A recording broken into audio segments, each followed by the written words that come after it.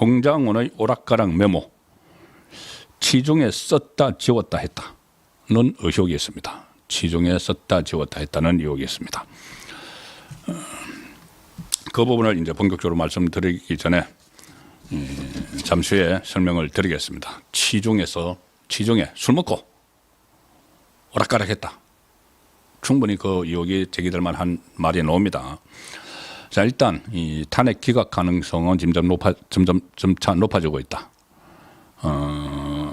단 두 가지 그런 것이 있는데 헌법재판관들의 이념 성향이 좌편향됐다는 것이 널리 알려지면서 조금 전에 제가 모두에 말씀드린 것처럼 탄핵을 해야 된다는 서명운동이 벌어져서 이 좌파 성향 40여 들어가지 않았지만 40여까지 합하면 4명에 대한 서명이 40만 명을 돌파했다.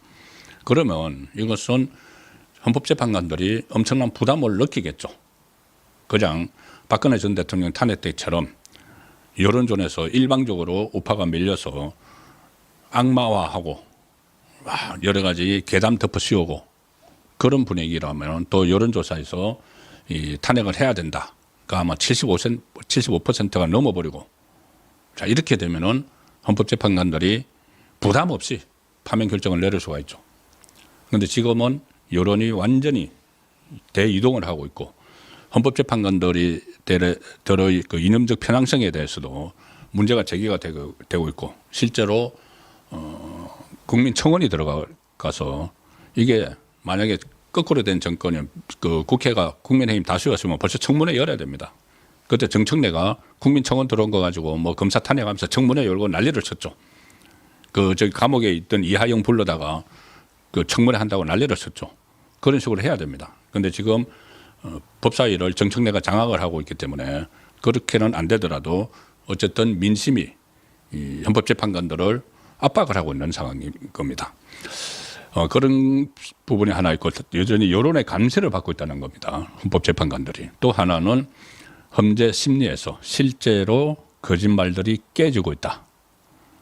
각종건을 비롯해서 홍장원 거짓말들이 깨지고 이진우 소방사령관이나 여인영 방첩사령관 또 707 특임단장 김현태까지도 초기와는 다른 진술을 하고 있다. 초기에는 국회 민주당 의원들이 막 개입을 했죠. 막 개입을 해서 박찬원도 개입하고 김병주도 개입하고 박근계도 개입을 해서 완전히 그 어떻게 보면은 허위 진술을 막 회유를 한 그런 정황이 있는데 지금은 다른 팩터들이 드러나고 윤석열 대통령이 직접 그 헌재에 출석을 하고 하면서 상황이 달라지고 있습니다. 그러면은 헌재가 기각을 할 가능성이 높아지는 것이죠.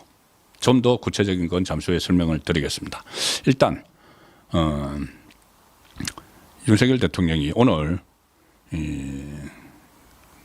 서울구치소로 김기현, 이철규, 추경호, 정점식, 박성민 5명의 국회의원이 찾아갔는데 거기에서 이런 말을 했습니다. 제가 송권의 혼술 시간에 전해드렸는데 자, 저도 그렇고 많은 이 평론가들이 언론에서 너무 헌재가 재판을 빨리 끝내려고 한다.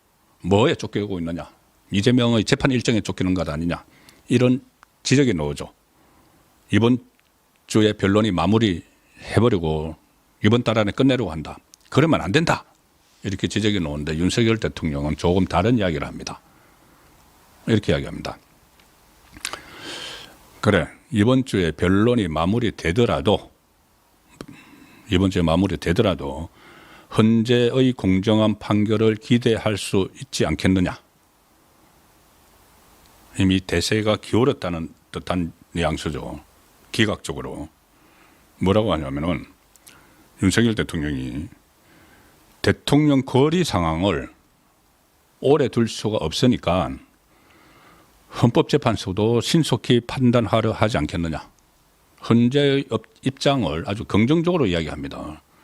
대통령 거리 상황이 오래되면 안 되니까 헌재가 신속히 하게 하는 것이다. 물론 마음속으로는 그 부분도 있지만은 이재명의 재판 일정에 쫓기는 것이라는 생각은 가지고 있죠. 헌재가. 어쨌든 신속한 판단을 하려고 하고 있는데 그래도 공정한 판결을 기대한다. 이렇게 이야기했습니다. 더 구체적으로는 이렇게 이야기합니다. 탄핵 심판 과정에서 주요 정언자인 곽종건 특전사령관 이름까지 이야기하죠. 윤석열 대통령이 곽종건 특전사령관, 홍장원 전 국정원 1차장의 정언의 신빙성이 흔들린 걸 국민들이 알게 됐지 않느냐. 자, 국회의원 끌어내 곽종건 싹 다 잡아들여 홍장원. 이 발언이 완전히 흔들리고 있죠. 그걸 현재 중계로 국민이 다 봤죠. 그러면은 헌재가 공정한 결론을 내릴 것이다. 는 기대시킨 헌재에 기대를 하는 대통령이 그렇게 이야기할 수는 없죠. 아, 저 좌파 헌법재판관들 이렇게 할 수는 없는 것이죠. 그래서 일단 헌재를 존중을 하면서도 공정한 판결을 기대한다. 기각이 돼야 된다는 이야기를 하는 겁니다. 그리고 김기현을 비롯한 5명의 국회의원들에게 이런 이야기를 했다고 합니다. 이번 계엄은 헌법에 정해진 범위 내에서 권한을 행사한 것이다. 자, 이것은 헌법에 보장된 대통령의 계엄 선포권을 발동을 한 것이다. 그게 왜 위헌이어서 파면이 돼야 되느냐. 이 이야기를 하는 겁니다. 나라에 여러 가지 위기가 있다는 대통령의 판단에 기해서 이루어진 것이다. 지금 분위기가 바뀌고 있는 것은 윤석열 대통령이 헌재에 직접 출석을 해서 6번 진행된 헌재 탄핵 심판 사건에 거의 빠짐없이 출석을 했죠. 그래서 이야기를 했죠. 그리고 아마 내일 지금 두 번 더 답했는데 7차, 8차 내일하고 모레 글피 또 출석을 할 겁니다. 그래서 이런 이야기를 했네요. 이것은 저는 상당히 의미가 있다고 생각하는데 윤석열 대통령이 당 지도부에게 이런 당부를 했다고 합니다. 당 지도부는 중앙정부 및 지자체와 잘 협력해서 어려운 분들과 자립청년, 영세 자영업자들을 잘 챙겨달라는 당부 말씀을 하셨다. 이렇게 김기현 의원이 전했습니다. 이 이야기는 의미가 상당히 있습니다. 뭐냐면은 지금 본인은 서울구치소에 갇혀 있지만은 현직 대통령이죠. 다만 직무가 정지가 됐을 뿐입니다. 그러면 국정 전반에 지금까지 쭉 해오던데 그 국정 전반에 대해서 여전히 관심을 놓을 수가 없는 거죠. 직무가 정지가 돼 있지만은. 자, 완전히 그 관심을 끊을 수가 없는 것이 직무 복귀가 된다면은 다시 국정을 해야 됩니다. 그 상황에서 일단은 지금 구속돼 있기 때문에 어떻게 상황이 전개될지 모르지만은 만약에 직무가 복귀가 되고 제가 썸네일에서 그 설명드린 두 가지 다 된다면은 구속 취소가 돼서 석방이 되고 탄핵 기각이 돼서 직무 복귀를 한다면은 국정 운영을 해야죠. 그럼 지금 이야기한 것들 이런 것들 영세 자영업자 문제들 자립 청년 이야기들 그거 다 국정을 해야 됩니다. 계속 관심을 그걸 놓지 않고 있는 것이죠. 그때 노무현 전 대통령 직무 정지됐을 때 제가 한번 소개를 드린 적이 있습니다. 제가 그때 청와대 출입을 했는데 그때 대통령 직무대행이 고건 총리였죠. 고건 총리가 본인의 회고록에 쓴 적이 있습니다. 이게 직무 정지돼 있는 대통령에게 뭐 보고를 하거나 지시를 받으면은 이거 법률 위반이죠. 위반이어서 안 되죠.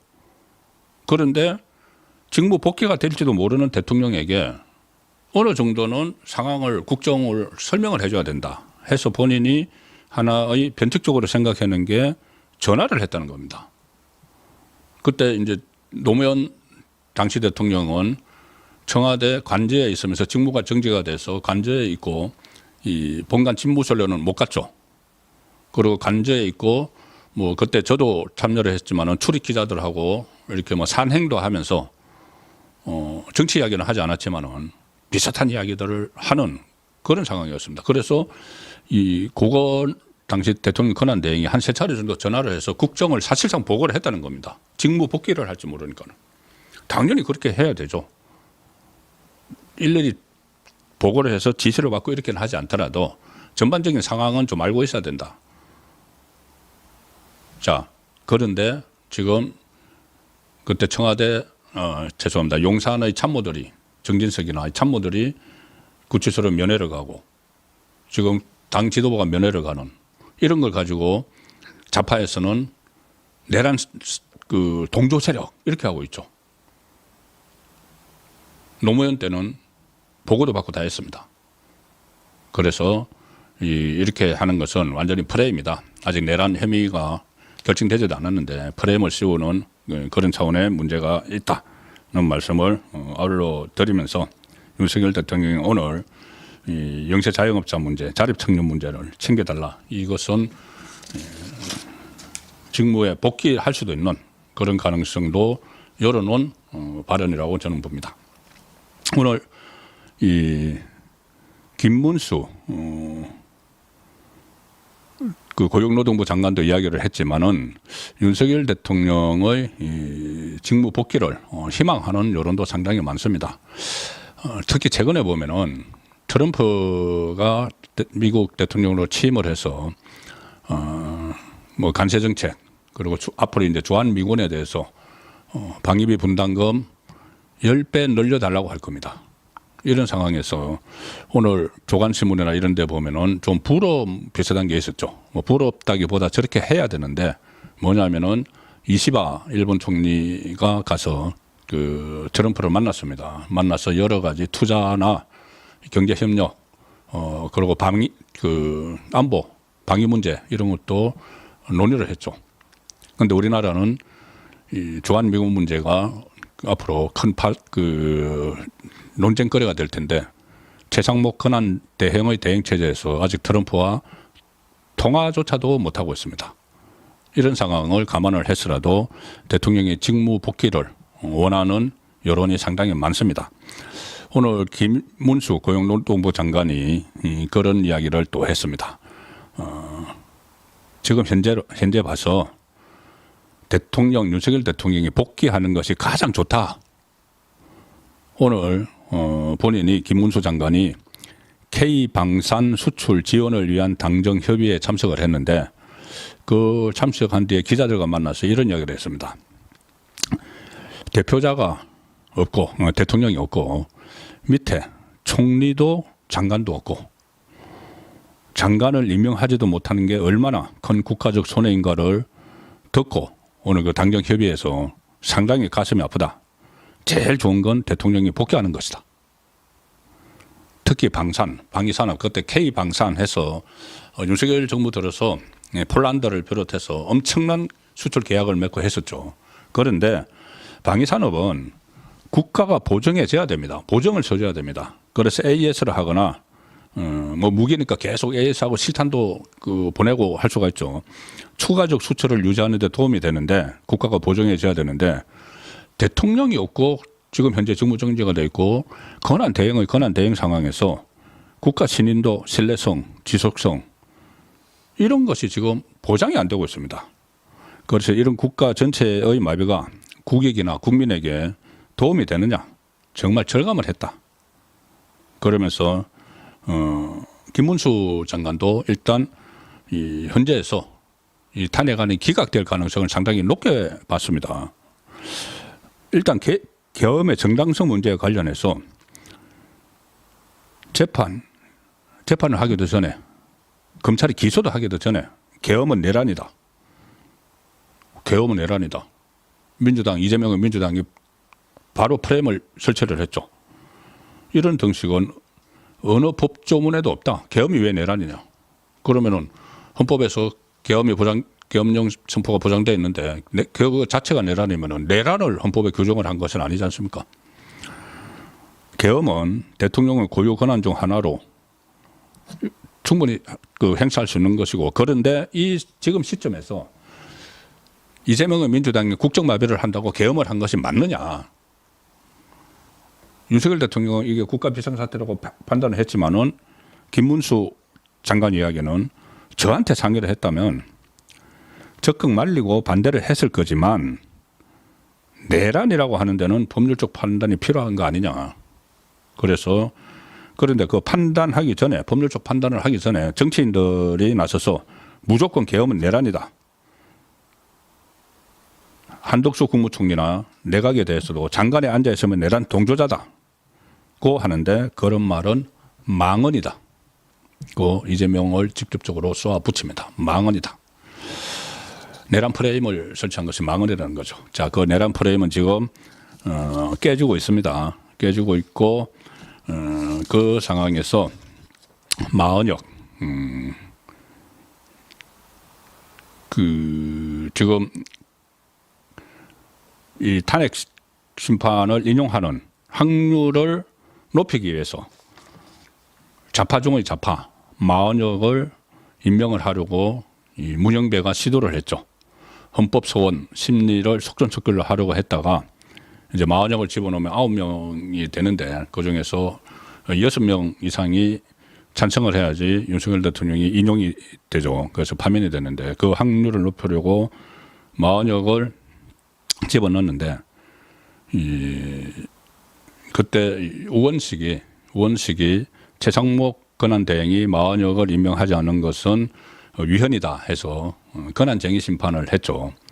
제기를 했는데 그 과정에서 국회의 의결을 거치지 않고 거의 뭐 개인 자격으로 했기 때문에 이것은 청구권자가 그 자격이 없다. 그래서 각하를 해야 된다.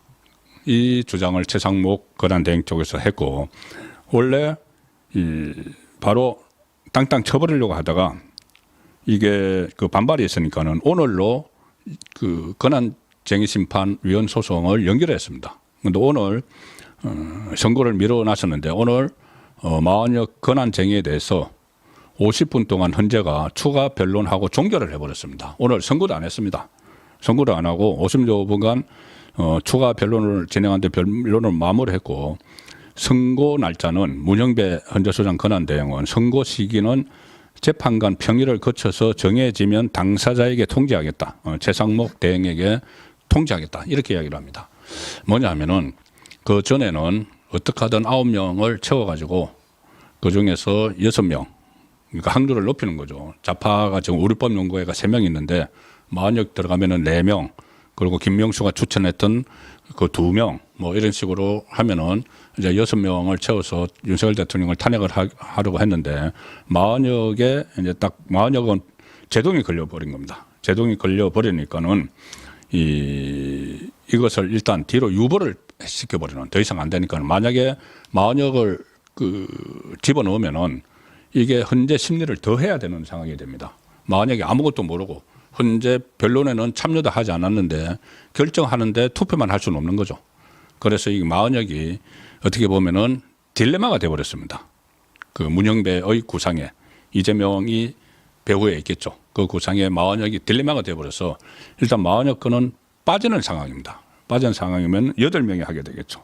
8명이 결정을 하게 되면은 지금 헌재가 속전속결로 하는 이 스케줄대로 하면은 8명이 하게 되면은 그때 이진숙 방통위원장처럼 4대4가 나올 가능성이 상당히 높습니다. 지금 상황에서는 4대4. 그러면은 기각이죠. 이 탄핵 심판은 무조건 헌법재판소법에 의해서 8명이 하든 9명이 하든 7명이 하든 6명이 하든 6인 이상이 찬성을 해야 됩니다. 원래 정원은 9명인데 지금 이제 마은혁 빼버리면 8명이죠. 8명 중에서 6인 이상이 찬성을 해야지 인용이 돼서 파면이 되는데 최근 상황을 보면은 제가 따로 이름은 말씀드리지 않겠지만은 헌재 심리를 보면은 헌법재판관들 중에서 정말 이것은 내란 혐의가 안 된다고 생각을 하는 표정이 뚜렷한 사람들이 있죠. 홍장훈을 이렇게 몰아세운 그 거짓말인 것 같다고 몰아세운 뭐 정형식 재판관이라든가 몇몇 재판관들의 심리 내용을 다 TV로 보셨을 겁니다. 자, 그렇다면은 4대4가 되든 5대3이 되든 기각이 됩니다. 자, 그리고 6대2가 되려면은 지금 이 3명, 우리 법연구회 3명에 또 3명이 더 하고 해야 되는데 헌재의 양심에 따라서 그런 결론이 나오기는 상당히 지금 어려울 거라고 봅니다. 헌재는 어차피 민심을 상당히 쫓아가는 그런 기관이어서 더욱 그렇습니다. 그래서 결정적인 게 이 각종건의 거짓말 논란 제일 처음에부터 누구에게 지시를 받았느냐? 대통령에게서 받았다고 했다가 국방장관에게서 받았다고 했다가 뭐를 지시를 받았느냐? 끌어내라고 지시를 받았다고 했다가 빼라고 지시를 받았다고 했다가 끄집어내라고 받았다고 했다가 누구를 그렇게 하라고 지시를 받았느냐? 인원을 빼라고 했다가 요원을 빼라고 했다가 국회의원을 끄집어내라고 했다가 다시 국회의원은 아니다고 했다가 이게 다 진술이 흔들리죠. 일관성이 없으면 헌법재판소에서는 그걸 다 탄핵을 해버려야 됩니다. 그것은 증거로 쓰면 안 됩니다. 그리고 또 한 사람 홍장원 있죠. 제가 그래서 홍장원을 말씀드릴 차례인데 뭐 홍장원에 대해서는 제가 계속 말씀을 드렸습니다. 이 메모도 완전히 오염된, 그러니까 체포 대상자라는 거 메모 오염되어 있고 본인의 진술도 무슨 뭐 처음에 싹 다 잡아들여라 했는데 잡아들이는 목적어가 뭔지 모르겠다고 했지만은 그건 간첩이죠. 윤석열 대통령이 대공 수사권을 줄 테니 싹 다 잡아들여라. 그러면은 간첩을 잡아들이라는 이야기죠. 무슨 그거 정치인을 대공 수사권이 필요한 거 아니지 않습니까? 그 상황에서 그때 윤석열 대통령으로부터 12월 3일 밤에 10시 이후에 한 2번 통화를 했고 홍장원이 그리고 여인영 방첩사령관에게 전화를 걸어서 무슨 뭐 명단을 들었다 이렇게 하는데 그 과정에서 홍장원이 음주를 했다. 자, 음주를 했는데 자 10시가 넘어서까지 음주를 했으면은 상당히 취해 있었겠죠. 보통 6시에 만나거나 7시에 만나면 그 정도 되면 파할 시간입니다. 술을 많이 마셔서. 그런데 이게 술을 마셔서 거의 제대로 판단을 하지 못할 정도였다고 하면은 여기서 본인이 무슨 뭐 이 메모라고 적었다가 보좌관에게 줘서 자기가 글씨가 뭐 왼손으로 써서 흔들려 가지고 보좌관에게 줬고 보좌관이 정서를 했고 그것을 다시 자기가 가피를 했고 그걸 민주당 박선현에게 넘겨서 박선현이 그 기자들에게 공개를 했고 이게 전부 다 증거로 채택할 수가 없는 게 되는 겁니다. 본인이 정확히 기억을 못할지도 모릅니다. 통화한 내용을. 만약에 술에 거의 만취 상태가 되어 있었다면 어느 정도 술을 먹었는지는 모르지만 술 마신 건 확실합니다. 왜 그러냐면은 거기에 헌재에서 말이 나왔습니다. 윤석열 대통령이 헌재에 이제 출석을 했을 때 이런 이야기를 하죠. 탄핵부터 내란이니 모든 프로세스가 저 메모가 홍장원의 메모가 12월 6일 국회에서 박선원 의원한테 넘어가면서 시작된 거라고 본다. 그래서 공작 이야기를 했죠. 그리고 이 홍장원과 1차 통화에 대해서 윤석열 대통령은 이렇게 이야기합니다. 조태용 국정원장이 해외에 있는 줄 알고 그러니까 출장 간 줄 알고 원래는 원장에게 해야 되는데 출장 간 줄 알고 처음으로 1차장에게 전화를 했다. 원장이 없으니까 1차장에게 전화를 했다. 그런데 통화할 때 홍장원이 반주를 한 느낌이 들었다. 그 시간이 10시 넘었습니다. 반주를 한 느낌이 들었다. 술을 먹은 느낌이 들었다는 이야기죠. 그래서 대통령이 뭐 술이 챘더라 이렇게는 이제 이야기를 안 하는 겁니다. 반주한 느낌이 들었다. 그래서 국정원을 잘 챙겨라. 전화할 일도 생길지 모르니 비아폰을 챙기고 있어라. 고 했다. 술 먹은 사람인 것 같아가지고 구체적인 이야기를 안 했다는 이야기가 되는 겁니다. 술 먹은 사람한테 뭐 이야기를 할 수가 없다. 해석은 그렇게 가능하죠. 그런데